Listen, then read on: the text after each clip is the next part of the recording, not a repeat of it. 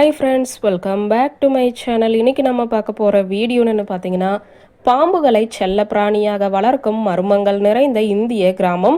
இங்கே வேற என்ன அதிசயம் இருக்கு தெரியுமா? வாங்க இன்னைக்கு அதை பற்றி தெரிஞ்சுக்கலாம். செல்ல பிராணிகள் பெரும்பாலான மக்களின் வீடுகளை அழகாக்கும் பாதுகாக்கும் ஒரு விஷயமாக இருந்து வருகிறது. பொதுவாக நாய், பூனை, சில வினோதமான குட்டி மிருகங்கள் செல்ல பிராணிகளாக வளர்க்கப்படுகின்றன. ஆனால் இதில் சில விதிவிலக்குகளும் உள்ளன. மகாராஷ்டிராவின் தொலைதூர மூலையில் வழக்கமான செல்ல பிராணிகள் அல்லாத ஒரு கிராமம் உள்ளது. அதற்கு பதிலாக மிகவும் அசாதாரணமான மற்றும் ஆபத்தான நாகப்பாம்புகள் செல்ல பிராணிகளாக வளர்க்கப்படுகின்றன. இந்த கிராமத்தின் பெயர் ஷெட்பால் கிராமம். இந்த ஆபத்தான ஊர்வன இங்க வசிக்கும் இடம் மட்டுமல்ல, மரியாதைக்குரிய விருந்தினர்களாகவும் இருக்கிறது. இங்கே நாகப்பாம்புகள் வீடுகளுக்குள் வரவேற்கப்படுகின்றன, தங்கும் இடமும் கொடுக்கப்படுகிறது, மேலும் புனித சின்னங்களாக மதிக்கப்படுகின்றன. இது ஒரு ஆழமான கலாச்சார தொடர்பை உள்ளடக்கியது. பல தலைமுறைகளாக தொடரும் இந்த பழக்கம் வெளியாட்களை குழப்புகிறது. ஷெட்பாலில் நாய்கள் குறைப்பதையோ பூனைகள் சத்தமிடுவதையோ நீங்கள் காண முடியாது. அதற்கு பதிலாக வீடுகள், வயல்வெளிகள், படுக்கை அறைகளில் கூட வசதியாக நாகப்பாம்புகள் அமைந்திருப்பதை காணலாம். இந்த கிராமம் ஒரு காரணத்திற்காக இந்தியாவின் பாம்பு கிராமம் என்றே அழைக்கப்படுகிறது.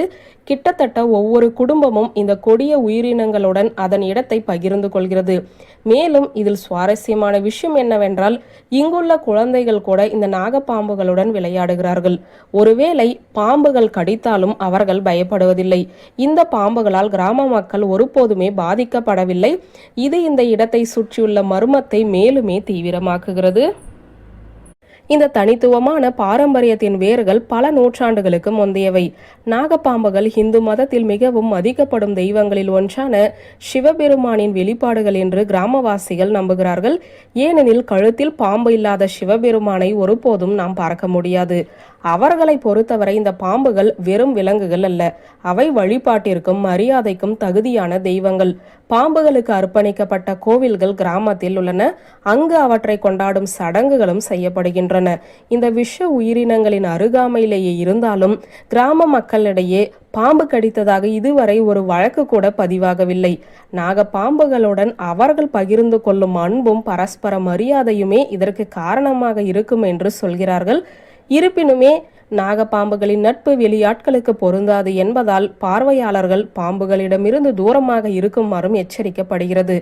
மனிதனும் பாம்பும் ஏறக்குறைய புராண இணக்கத்துடன் வாழும் இந்த கிராமத்திற்கு ஈர்க்கப்பட்ட ஷெட்பால் சுற்றுலா பயணிகள் இவர்களுடைய கவனத்தை ஈர்த்து வருகிறார்கள்.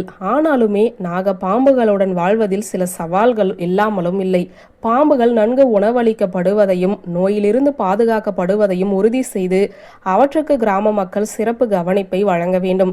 ஷெட்பாலின் தனித்துவத்தை உணர்ந்து அதன் பாதுகாப்பிற்கு ஆதரவளிக்க அரசும் முன்வந்துள்ளது.